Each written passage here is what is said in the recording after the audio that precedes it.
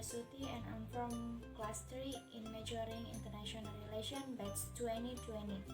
Here I want to answer the fifth question for the final exam in the course of Introduction to Politics, Challenge and Career Path. For the first, the differences between economic and political stability in the authoritarian country and liberal capitalist country.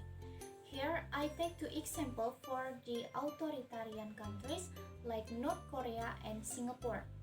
Politics in North Korea has system controlled and run by one party, namely the Korean Workers' Party. The power in that party is owned exclusively by one person and has a top position inherited only by descent dynasty politics.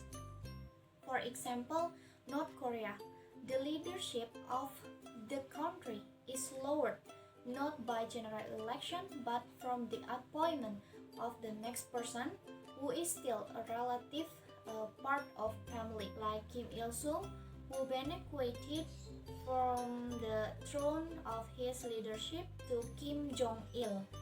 It can be called a monopoly power, and people live in economic conditions that are restrained by the state, such as very little wages paid for work, so that the level of economic welfare and life is low.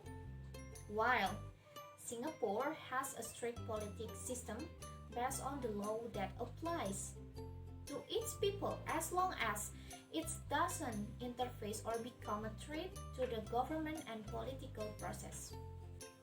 Every people are given the freedoms and carry out their respective lives, such as having freedom to trade, freedom of labor wage, or etc.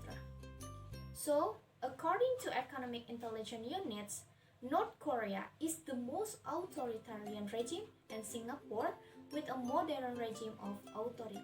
In a liberalist capital country, according to Ian Bremmer, a capitalist liberal state is a system when the state dominates the market, especially for political purposes, the economic of the US and Japan or etc. based on capitalism.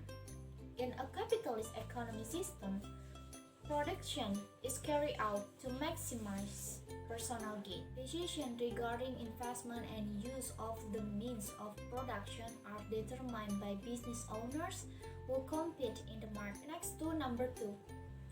One example of Aristoteles' ideal state is characterized by a division of labor in which slaves are involved in agriculture, population in commerce, and citizen in political activity, whereas state in which every society plays its role optimally. If he is a farmer, then he must be a farmer. If he is a businessman, then he has a play role as an entrepreneur. They cannot jump to a politician. So, according to Aristoteles, when every function, intention in the section of society, according to Aristoteles, run optimally, an ideal state will be formed.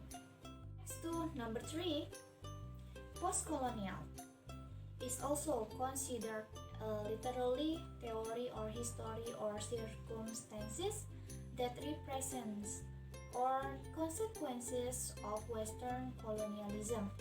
The term can also used to describe an concurrent project or reclaiming or rethinking history of subordinate agents of people under various forms of imperialism.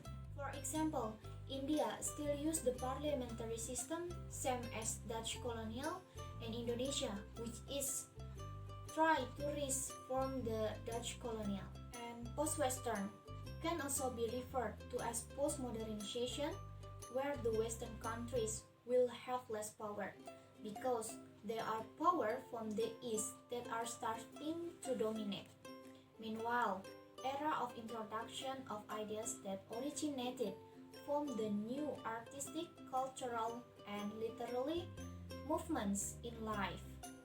Like example, Mali, and Algeria are formed by French colonial. Next to number 4, the meaning of Arab Spring.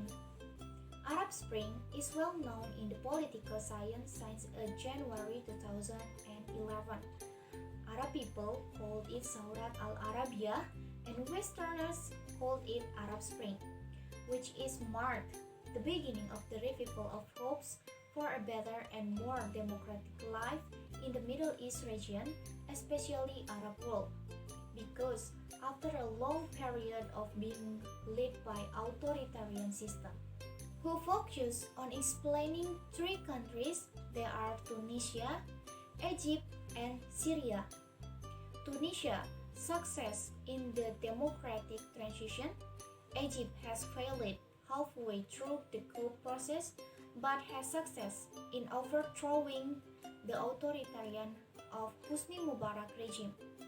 And the last, Syria, not success in authoritarian regime of Bashar al-Assad. One thing certain that Arab Spring has often up change in the political order and life of the Muslim world.